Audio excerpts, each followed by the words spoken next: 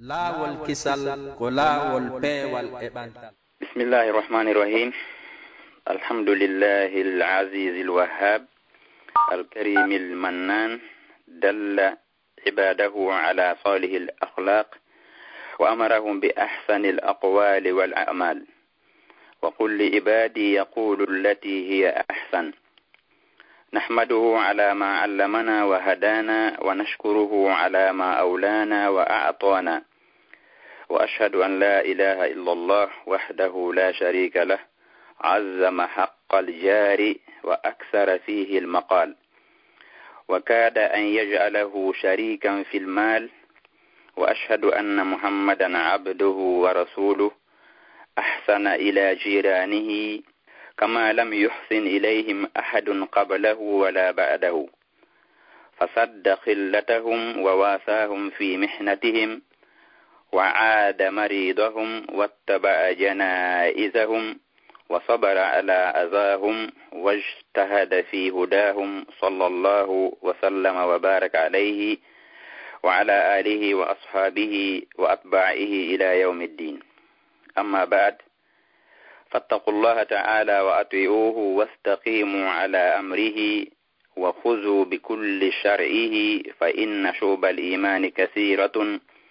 وإن مجالات العبادة واسعة فليست محصورة في العبادات المحضة من نوافل الصلاة والصدقة والصيام والحج وسائر الذكر، بل كل الحقوق من العبادات والعلاقة بين الناس محكومة بالشريعة وهي عبادة، والعبادة لا تنفك عن المؤمن في أقواله وأفعاله كلها، فإما كانت له وإما كانت عليه، وما تفعلوا من خير يعلمه الله وتزودوا فإن خير الزاد التقوى واتقوا الله يا أولي الألباب. هري باو en weltnade Allah subhanahu wa ta'ala on tedduɗo mawnuɗo tindinɗo jiya e makko ɓen e golleji moƴƴuɗi o yamiri ɓe kadi e konguɗi e wolugol konguɗi moƴƴuɗi o wi kanko Allah subhanahu wa ta'ala ka deftere makko wi an jiyaɓe an ɓen yoɓe wowlugol kongol ɓurgol moƴƴude. hiɗen yettamo kanko Allah e dow konko o andini en o fewni en hiɗen yettamo kadi e dow konko o hewtini en e nemaji. hiɗen seedo wonde ala ko rewesona kanko tun o mara kafidaɗo o mawnini haqqe kawtal o ɗuɗɗini e fi kawtal konguɗi ha o eɓɓinde o waɗatamo kanko e kawtal jo on ko kafidaɗo e jawdi mo kawtiri on. hiɗen seedo wonde o wiyeteɗo Muhammadu sallallahu alaihi wasallam ko jiyaɗo makko ko nulaɗo makko o moƴƴike e kawtal ɓe makko ɓen wono woniri noon hay gooto moƴƴaake e kawtal mum adi o wiyeteɗo Muhammadu sallallahu alaihi wasallam. o uddi jolɗe maɓɓe ɗen o okkori ɓe e saa'i ka ɓe tampi o juuri nawde ɓe maɓɓe ɓen o jokki fureeji kawtal ɓe makko ɓen o muññi e dow lorra maɓɓe o tinni e fi fewnugol ɓe yo Allah juuɗe e makko o waɗa barke e makko kanko e ɓeygoro makko nden fop e wonde e makko ɓen fop e jokkuɓe ɓe ha ñalande joddiɗi. ɓaawo ɗum ɗon ko ono yo musidɓe jiyaɓe hara e hulen Allah ɗoftoɗenmo feewen e konko yamiri en jogitoɗen sariyaji makko ɗin fop ko fii laawi limanu ɗin hino ɗuuɗi, laawi golle moƴƴe ɗum hino yaaji, ɗum wonaali tun hino hatti e dewal ngal tun ma sina ɗum juulugol ma naafugol ma ittugol sadaka ma horugol ma hajjugol. kono haqqeji jiyaɓen kadi fop e huwodiral ngal hakkunde yimɓe ɓen ɗum kadi hino ñaawira a sariya on. ɗum ko dewal ngal duwaka sertude e gomɗin ɗo on e dendangal konguɗi makko ɗin e golleji makko ɗin ko suwaɗin konguɗi makko wonoya ko seediɗi fii makko seedaniɗimo fino famiren ma ko seedoytoɗi e hoore makko. Allah inni ka Qur'an makko kala ko huwuɗon e moƴƴere kanko Allah himo andi. yooɓe ko ɓuri moƴƴude e jooɓa kon fof non ko hulugol Allah ngol ko onon yo joomiraɓe haqqille. haray ɓaawo ɗi konguɗi ɗo fop inchallahu hande yewtere ko yewteten kon koko yowodiri e fi kawtal beruwo ko Allah subhanahu wa ta'ala newnani en hare ko hombo woni kawto ko hondu woni ko l'islam wi fi on kawtal gogo on haray de leyde ka hoduden ga haray kambe be mahino hakkille mabbe den e mijoji mabbe din be wari dum gorondi fi jontugol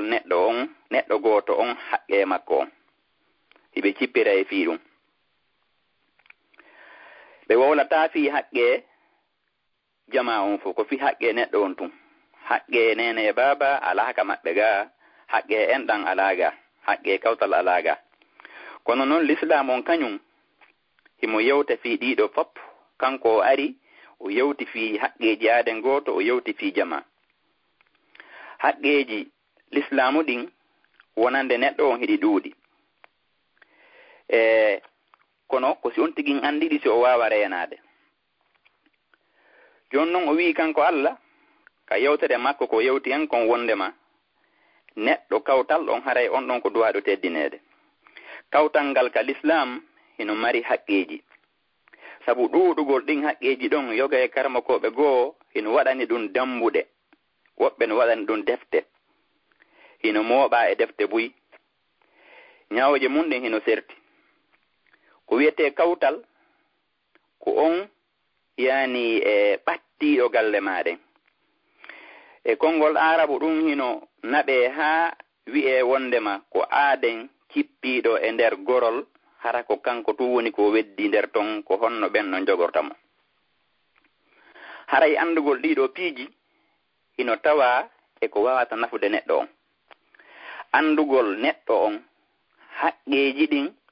hino walla mo tottugol di ko wono non kadi majjegol mo andugol din haqqeji don hino wona sabu ha o ron kadi hutorde ma o bonnadi haray andugol haqqe kawtangal dum hino walla on tigin fi yo tottu haqqeji makko din e makko ولكن جاء فيه آثار عن السلف أنه 40 بيتا فقيل 40 بيتا من كل جهة وقيل 10 بيوت من كل جهة وقيل الجار الملاصق وقيل كل من جمعهم مسجد واحد فهم جيران هاي كوتال دين الإسلام وكان هنوتي قرآن وما سنو سنة on arari happi ko honto woni kerol kawtal kono musibbe meden mojjube aditibe ben hino sifi ko yondede fi kawtal e ko be faami ko be inni ko cuudi cappannay kontata ka funnange ka hodda don konta ka de cuudi cappannay ka hirnange ka hodda don konta cuudi cappannay ka sengo ma nyamo cuudi cappannay ka sengo ma nano wobbe inni ko cuudi sappo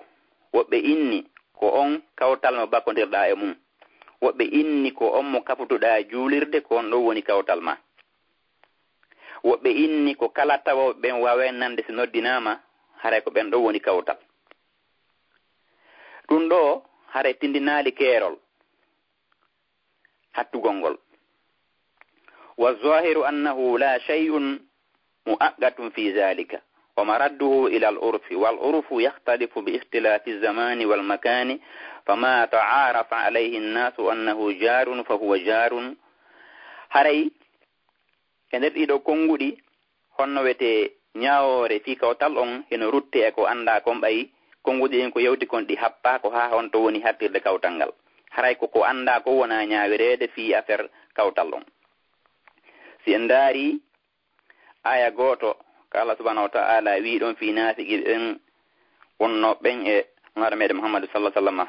ka Madina ton o inni kanko Allah لئن لم ينتهي المنافقون والذين في قلوبهم مرض والمرجفون في المدينة لنغرينك بهم ثم لا يجاورونك فيها إلا قليلا والله في هذه تاكي بن نافقيبه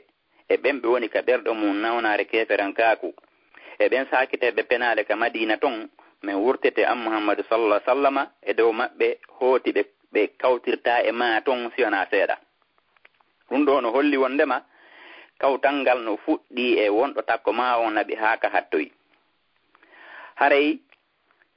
hino watti kadi e dalil ko wondiri e fi kawtangal andugol ko hombo woni kawtal ay ko ɗum wonde wode fi muɗum ko andugol ko hombo woni kawtal ko honno duwa jogorede ko honno l'islam yamiri fi makko ko dum hare woni yewtere men ko dum de wodi fi mudum hare jital dum don o wi nene Aisha maki ya Rasulullah sallallahu alaihi wasallam inna li jaraini fa ila ayyihima uhdi qala ila aqrabihima minki baban rawahu al-Bukhari. Nene Aisha landin wala mede Muhammad sallallahu alaihi wasallam be mabbe be wi ko ay yono laado hilam mari kawtal be dido ko hombo e mabbe minel data laado on sallallahu alaihi wasallam maki ko burdo e mabbe battade dambugal mangal wo ko on neldata limaza ko fi on kawtal jama burdo battade ma on o yiyai ko natta ka galle ma tonkon o yiyai ko wonda ko neldede haray sewuni o hebata dum haray himo sunani dum don serti e kawtal jama wodditi do taw wiyata ko non fewndi ka galle ma haray dum do hino wawi hollude en wonde ma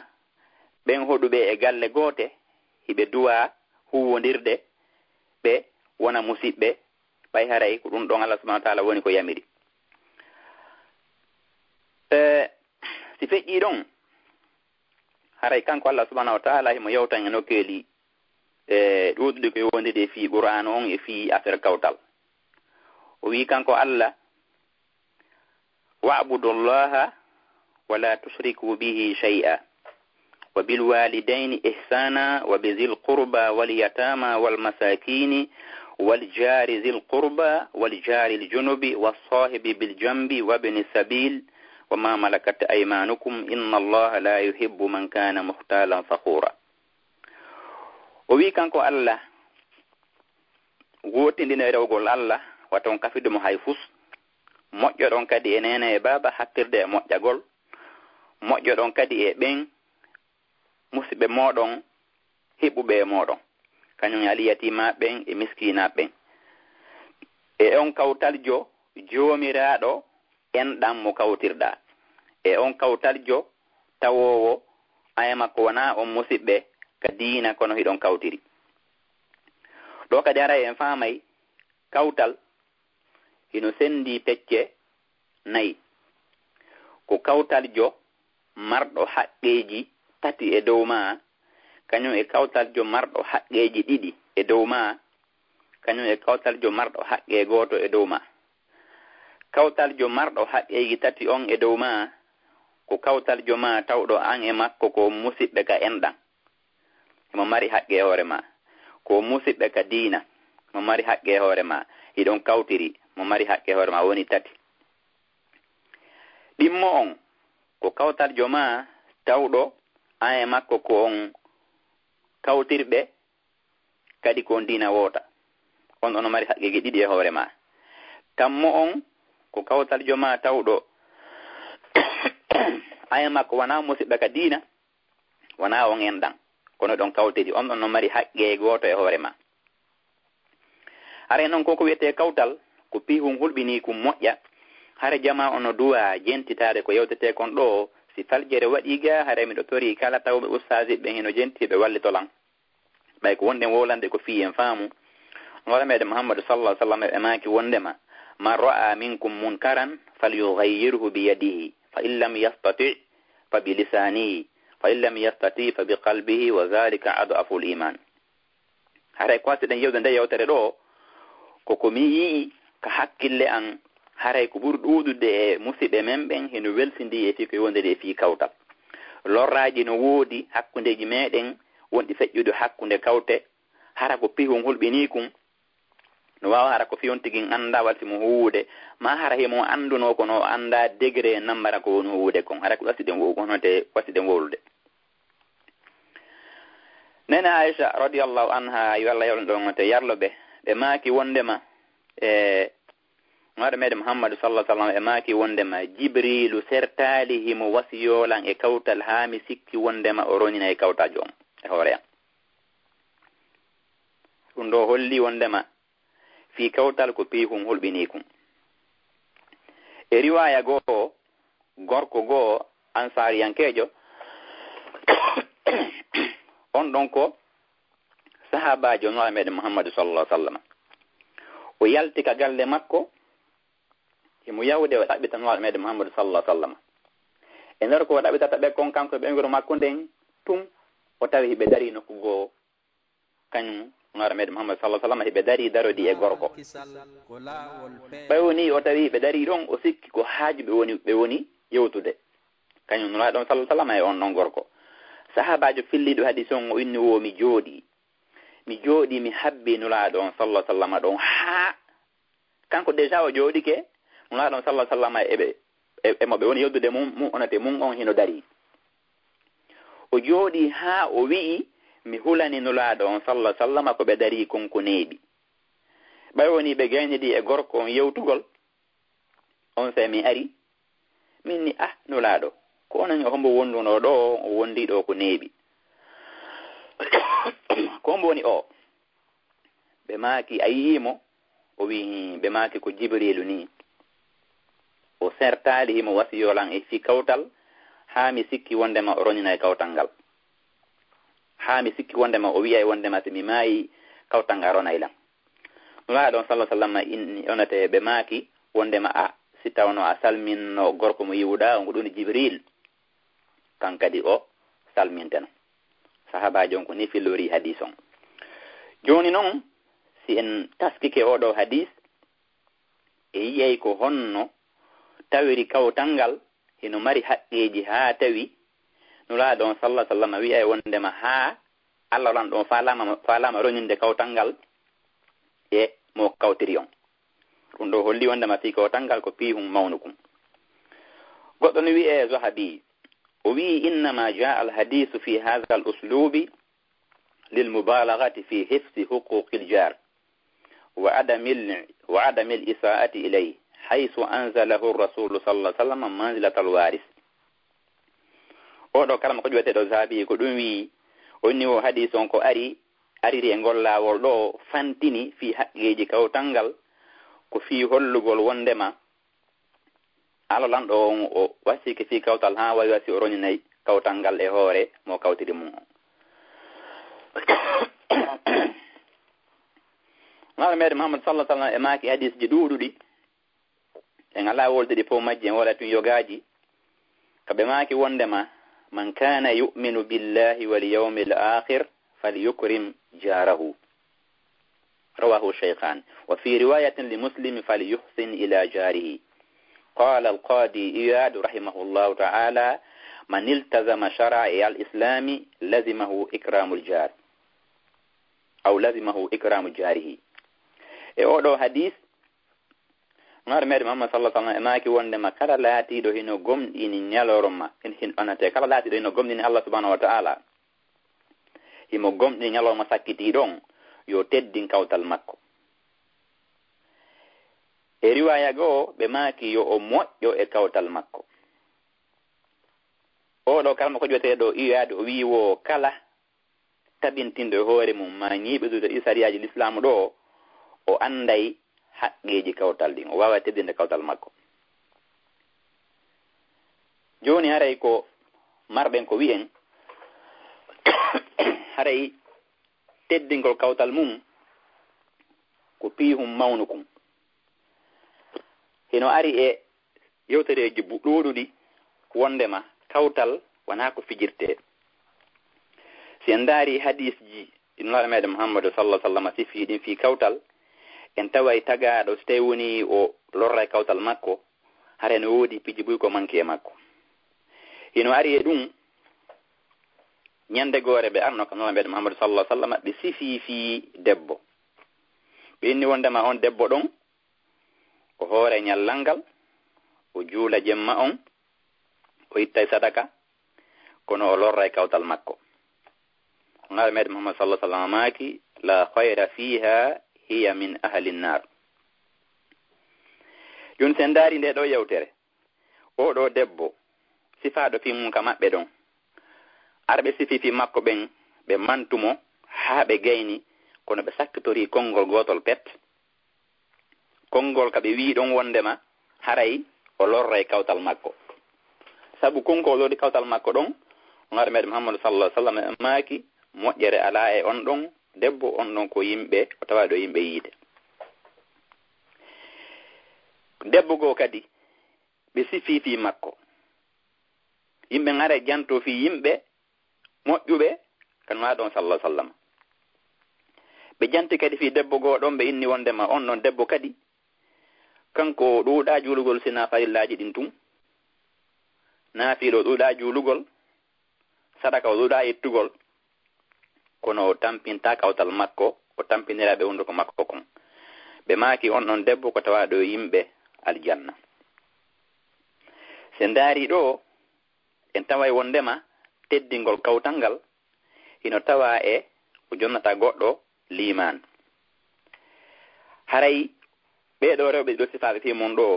oɗa eno heewi juulugol eno heewi horugol no heewi ittugol sadaka kono ɓay o lorra e kawtal makko ngano sallallahu maaki on ɗon moƴƴere ala e makko ko aden yiite o yaɗa o ɗuuɗa naafugol o ɗuuɗa juulugol sadaka o ɗuuɗa ittugol ko woni himo reeni lorraji makko ɗin e kawtal makko ɗon en daari ɗon wondema en faami ka yewtere wondema haray lordugol kawtal ngal ɗum ɗon haray wona ko tawa al-islam si feƴƴi ɗon haray nana meɗe Muhammadu sallallahu alaihi wasallam hiɓe sifo ha hande fi kawtal ɓe maaki wondema goɗɗo lorrowo kawtal muɗum haray limanu alanamo hadis on kon no ariɗi ɓe maaki kañum sallallahu alaihi wasallam ñande gore kamɓe sahabaɓen heɓe wondi ɓe maaki wallahi la yu'min wallahi la yu'min wallahi la yu'min salasa marratin sahabaɓen wi man ya rasulullah qala man la ya'manu jaruhu bawa'iqahu hadis on kono aridi ɓe maaki wallahi o gomɗinali laaɓe tati sahabaɓe landiti ko hombo woni on mo gomɗinali ayonulaɗo sallallahu alaihi wasallam ɓe maaki on mo kawtal mum daɗali bone kawtal makko on mo kawtal mum daɗali bone kawtal muɗum on ɗon haray o gomɗinari joni noon se ndaari hadis on donc en andi lorrowo kawtal haray liman no itta e makko nala meɗe Muhammadu sallallahu alaihi wasallam haray ɓe itti liman e oɗo tagaɗo tawɗo ko lorrowo kawtal ɓe maaki ɗon wallahi la yu'min ɓe landiti man ɓe maaki man la ya'manu jaruhu bawa'iqahu donc goɗɗo si juuliɗo ha honɗum ma o hoori ha honɗum tawi o lorra e kawtal makko ɓe maaki wallahi la yu'min haray on ɗon o gomɗina joni noon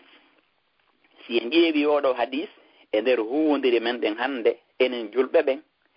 en daaray tawen haray ina hulɓini ko hadis hulɓiniɗo a yiyay ɗo goɗɗo e kawtal muɗum tawa hay hiwridama o wirtotako ma masna ɗon o ƴetta yewto makko o ara o tawa e laawol ha o ƴettatama o wukke ɗon loope ma nduggo o feƴƴa haray ɗum ɗo wonali kawtal labangal kawtal ma on kawtal jo ma on haysi ko keefeero hino waɗɗima ka teddinamo no waɗɗima ka jonnitamo haqqeji makko ɗin haysi woni ko faasiɗijo ma ko yarowo beere ma ko waɗowo kala ko waɗata hakkeji makko ɗin kanko hino e hoore ma ida duwamo jonnutugol ɗi ɓay woni Allah subhanahu wa ta'ala farli ɗum e hoore ma en andi ɗo wondema jontugol kawtal ngal haqqeji mum ɗin no tawa to ɓedanta goɗɗo liman si feƴƴi ɗon haray huwodire jama on fi kawtal hino hulɓini hiɗa ko ma hiɗa faala andude ko fewndi ka kawtal ma ɗum ɗo wona ko tawa e liman hiɗa ko ma hiɗa faala ƴeewde anda ko woni ka kawtal ma haray wona ko tawa e liman par ce que a lorra e on tigi ino ari hadis go ko e maki sallallahu alaihi wasallam man kana yu'minu billahi wal yawmil akhir fala yu'zi jarahu kala on tawɗo hino gomɗini Allah subhanahu wa ta'ala e ñalawma sakkitiɗo on wata o lorru kawtal makko kaɓe maki ɗo wata lorru kawtal makko ɓe wi alɗo kawtal jo julɗo ma kawtal jo keefeero ko kawtal ɓe maaki donc kawtal ngal ɗon ko kawtal wo kawtal no kawtirɗa e muɗum ida duwa reenude nambaraji maɗin e makko, ida duwa reenude lorraji maɗin e makko. Onon reenugol lorra ɗo ko ɓuri teddude e muɗum wona yaa inu tun a reeni an lorraji maɗin lorra ma yaani hewtatamo. Ko on ɗum ɓuri teddude e muɗum ko muññagol lorra ko kanko kawtal ma o lorra e ma. Ɗon haray on tigi heɓi liman marɗo kadi martaba. Ida wawi joni an surude lorraji maɗin hara hewtadi kawtal ma. Kono est ce que si kawtal ma lorrima a muññoto. Allah meɗe Muhammadu sallallahu alaihi wasallam e maki hadith ma zada Allahu abdan bi afwin illa izza. Kawtal ma lorrima foti ko kefero, foti ko yarowo beere, foti ko pimowo sigareti, foti ko wujjowo, o lorrima a muññike ko non joddi maɗi. Lameɗe Muhammad sallallahu alaihi wasallam e maki Allah ɓeydali jiyaɗo sabu ko o muññi si wona teddungal. Donc hara martaba makko on tawi woni hara hino e oɗo étape, hino e oɗo niveau, si o muññike lorra kawtal makko, martaba makko on hara hino towi ɓuri ka wonno hankin ɗon. Haray ko on tigi muñño, ko on tigi muñño loral kawtal mum, haray ko ɗum ɓuri tidde martaba idi innugol an asure tu woni lorrama on e kawtal ma. Ɗon kadi ko hino moƴƴi. Kono ko si woni si o tampinima muññoto, haray ko ɗum ɗo woni tagaɗo on. Si en daari aya Qur'an ke honno wete Allah subhanahu wa ta'ala o sifi fi ɓeygu Fir'aun ko wi ɗon wa daraba Allahu masalan lillazina amanu imra'ata fir'aun iz qalat rabbi ibni li 'indaka baytan fil janna wa najjini min fir'auna wa amalihi wa najjini min alqawmi adh-dhalimin. Sen dari oɗo aya Qur'an nene Maryama o suɓita ho kawtangal adi suudu ndun ko wi ɗon rabbi ibni li 'indaka baytan, o wiyaade rabbi ibni li baytan indaka, mahanan suudu kama ko mahanan kama ton suudu. Donc nene Maryama ɗaɓɓuta o kawtal moƴƴangal si o wowli fi suudu ndun, o wowli fi galle ɗen. Bali arabu ɓen innay aljar qabla dar, kawtal moƴƴal suɓete taho si suɓoɗa noon galle ɗen. Donc en fof ɗen andi leyɗe ka wonɗen ɗo hande ide wonde e ɓeygureji men ga, mo kala ɗo sino salata ƴettugol ɗo suudu o yaha taw suɓata o nokkure ka tawata haɗa nokkure wona fay ko bandi hoye ma yimɓe bandi ɓe woni ɗon o ɗaɓɓira ɗon suudu. Par ce que si a ɗaɓɓi suudu ɗo ka yimɓe bandi woni ma yimɓe ɓe feewa fay koye ma koye ko ɓe woni jokkude haray ɓe feewata ko ɓuri kon jikku kanuɗo on o raaɓa e jikku moƴƴuɗo on. Ɗum ɗo fof ko on ɗum holli ko tagaɗo julɗon koyo etto o heɓa jikku moƴƴo. Ko on tigi muññoto kon e yimɓe ko lorata mo haray ko martaba tun o woni o wona ɓeydanede, wona hay goɗɗum go sina ɗum ɗon, haray ko moƴƴere haray ko l'islam on ko ɗum ɗon holli. Ɗum ɗo ino serti e ko wiyete hande goɗɗo ko julɗo kono imo tampinde oɗo fi o ko kefeero, o fusa e oto makko on, fusa e suudu makko ndun, o wujjamo fi affaire kawtal ko pihum mawnukum hulɓinikum. Nala meɗe Muhammad sallallahu alaihi wasallam ɓe landino sahabaɓe ɓen ko honɗum ɓe wi fi zina. Ɓe wi wondema Allah non ɗon harmini zina ha yawmal qiyama. Muhammad sallallahu alaihi wasallam maki wondema nde goɗɗo zinata debbo muutiɗo harana kawtal makko, ɗum ɗon ɓuri hayfude zunubi edi si o zinidi e debbo kawtal makko. So ndaari nde yewtere ɗo yewtere hulɓinide par ce que ɓe sifaki ɗo fi kawtal jo julɗo ma kefeere ko kawtal ma no wayi wono wayi haray iɗa duwa jogitademo teddinamo wata lorrumo. Si en ndaari kadi si on tigi no jogii jikku moƴƴuɗo kanko julɗo on himo teddini kawtal makko, haysi ko kefeere ɗe wawi yawde tewni hino newi mementa probléme hewruɗa on tigi visitamo hollamo jikku moƴƴo. Ɗum hino wawi wonde sabu jikku ma moƴƴo on ko wawa naadude oya ka diina. Ɗum hino wawi naadude on tigi ka diina, kañum on ɗon tagaɗo mo holluɗa jikku moƴƴuɗo. haray ɗiɗo piji ko wasɗiɗen wolde ɗi ko ɓay haray nokkede buyi yimɓe no lorridira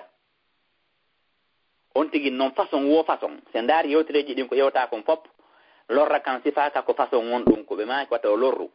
donc ɗon haray ko ɗum pameten ɗon ko lorra wo lorra none lorra wo no ka wayi haray wona on tigin lorri ɗum ɗon kawtal mum ngal haray on tigin wona lorri ɗum ɗon kawtal mum ngal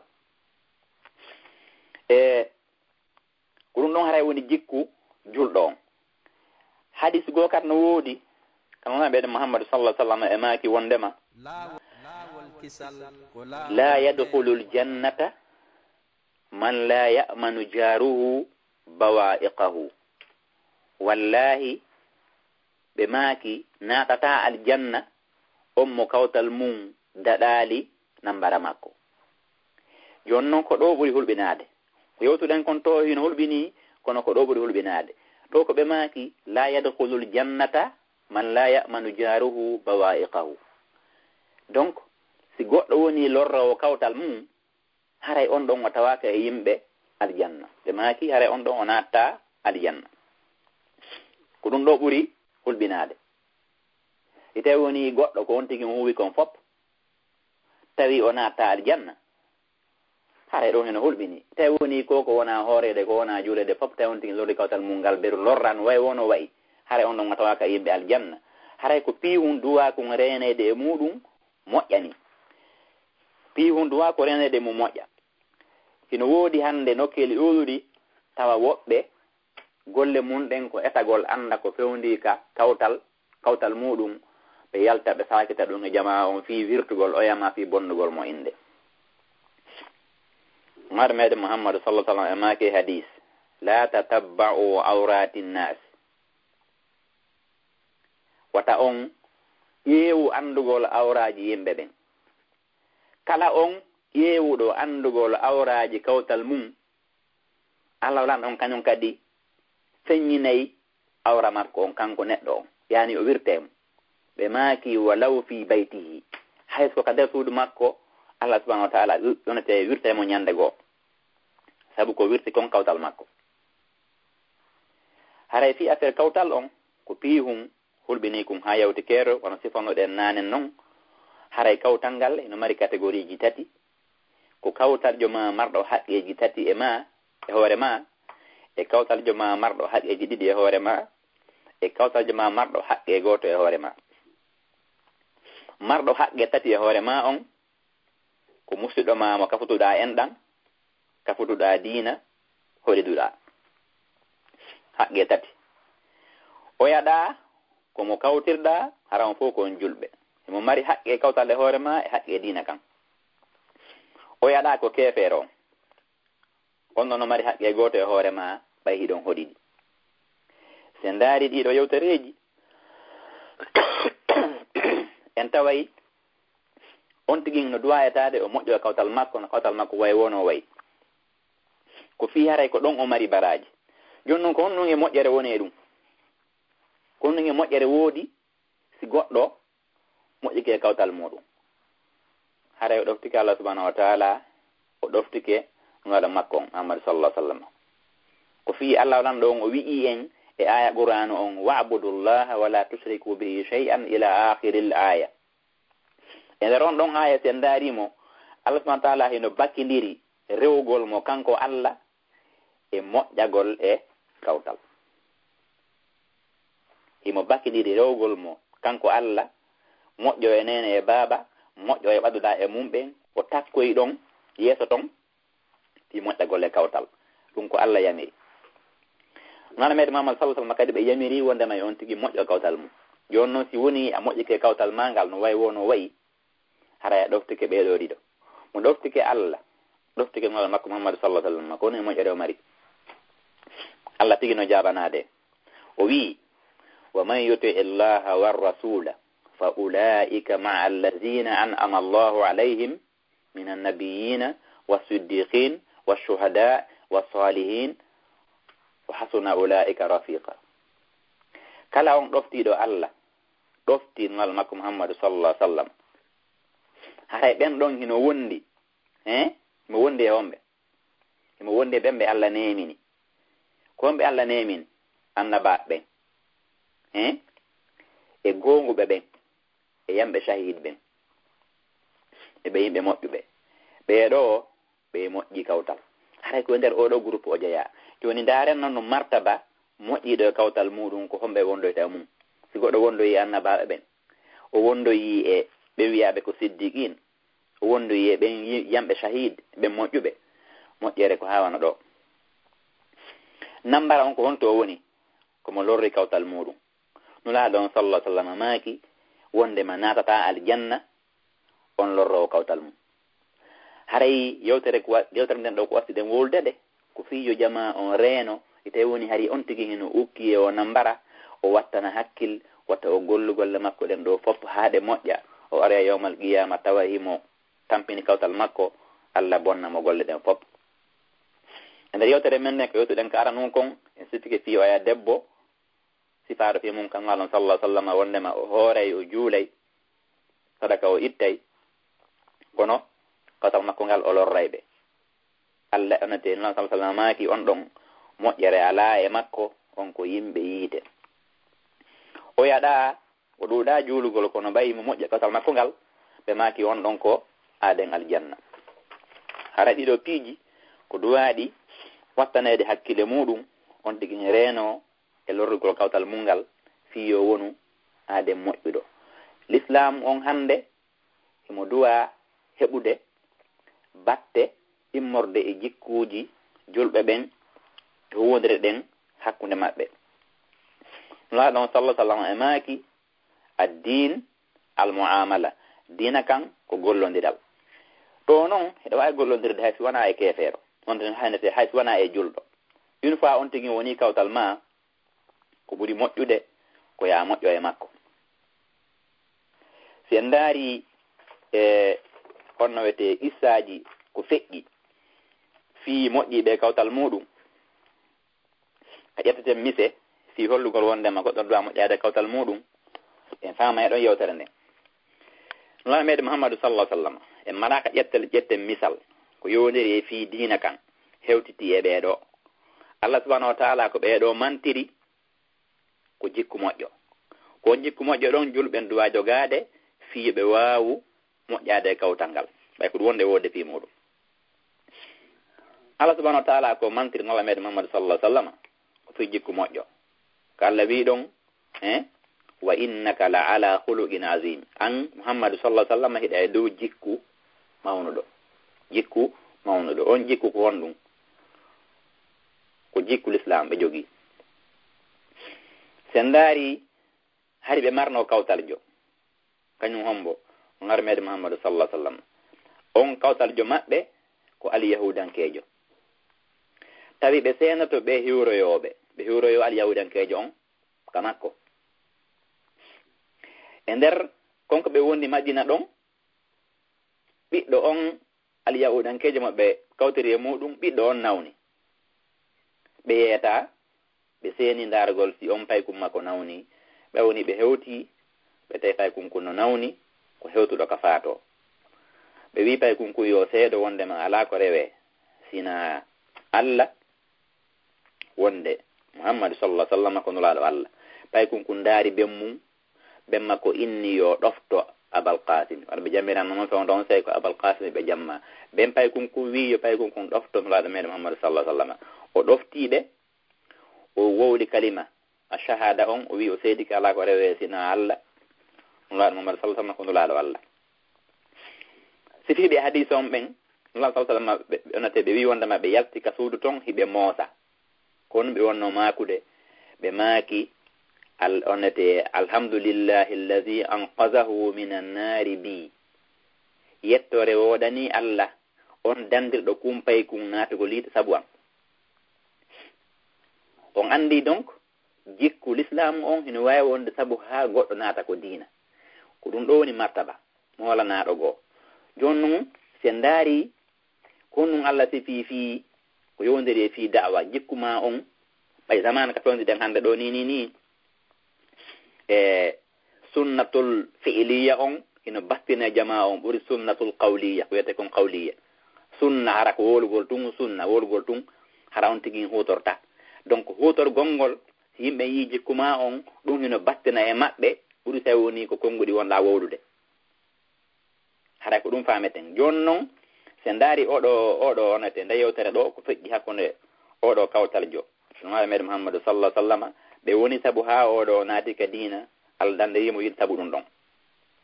kono ɗum Allah inni e fii goɗɗo jogiiɗo jikku ha tawi o nodday ko diina kono ɗum yo joddi o mari Allah inni en wa man ahsanu qawlan mimman da'a ila Allahi wa amila salihan wa qala innani minal muslimin ko ɗon on tigi no yaltoyi ala hay gooto ɓurɗo moƴƴude konngol edi on honno wete nodduɗo faade e rewgol Allah o wi kanko ko julɗo tawi a heɓi jikku moƴƴo jikku ma on pooɗa yimɓe ɓe naata ko diina hara anda ettide moƴƴere ko marɗa si feƴƴi noon nana meɗe Muhammad sallallahu alaihi wasallam e makanayno Aba Zar e inna ya Aba Zar iza tabakta maraqatan fa aksir ma'aha summa ta'ahad jiranak ɓe makanayno o sahabajo ɗoweteɗo Abu Zar ko ayo Abu Zar siɗa defude maafe ɗuɗɗin ndiyan ɗan yaha yewtoɗa kawtal ma ngal hayso ko ɗum ɗon ƴetta ko raɓe ñaama ɗum ɗo holli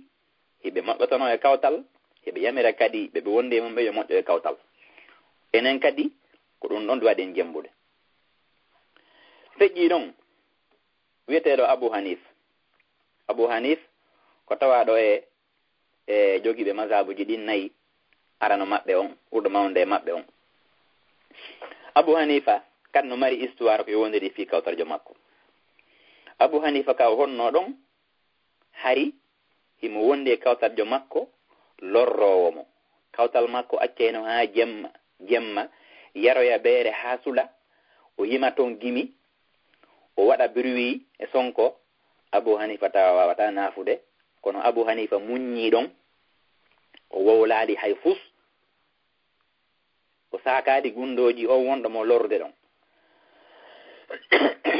on kawtarjo makko ɗon si woni o sulino jemma kono o wolayno o inna adwa'uni fa ayyu fatana adwa'u woodi e haalaji go ko sifi kono e wola tun ɗum ɗo fi en gañotan o oɗo kawtarjo Abu Hanifa ko innayno so suli jemma o sonka o inna ɓe yeebilan taw si haray ɓe andi ko paykum honkum ɓe yeebi ko noon o warrayno jemma kala o lorra Abu Hanifa o lorra mo Abu Hanifa fanki ɗon o wullitaaki e hoore hay gooto o wolnaari hay gooto ñande goore jemma o imimo juulude kañum kanko Abu Hanifa o nanaali hitohum hay fus o nanaali sonko hay fus o inni goɗɗum waɗi on say ɓay weeti o landi yimɓe ɓen o inni kawtal ɓe nanaali to makko hannde ɓe inni on hino ñawli o sokoyama Abu Hanifa waɗɗi mbaɗateeri mundin yehi ka laamu o landoy fi makko ɓe inni wo on hino ñawlino o yoɓaali mo soka Abu Hanifa ƴetti mbuuɗi yoɓi ñamande kawtajo makko yarowo beere yima jemma lorra mo on o yaltinimo ka kaso